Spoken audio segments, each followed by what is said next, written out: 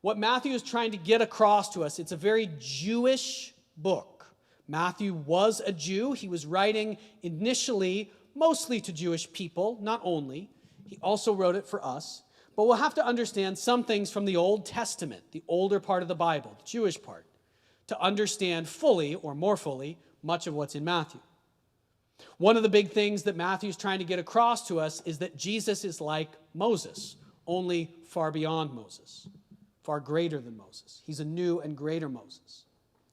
Another thing he's trying to get across to us, and this actually Jesus himself says in the Gospel of Matthew in chapter 12, verse 6.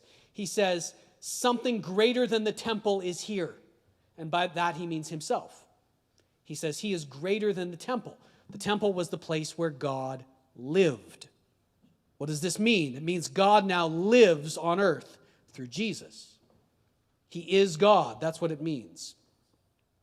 And we saw last week as John the Baptist, at the beginning of Jesus' ministry, as John the Baptist talks about Jesus and announces that he has arrived, the man of spirit and fire is coming.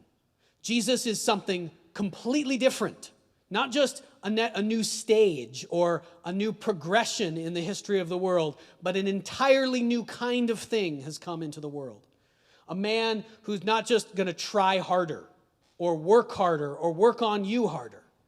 He's going to change you at the level of spirit, and he's going to do it by the power of God himself. The power, so there's this theme of fire in the Gospel of Matthew. The man of spirit and fire is coming.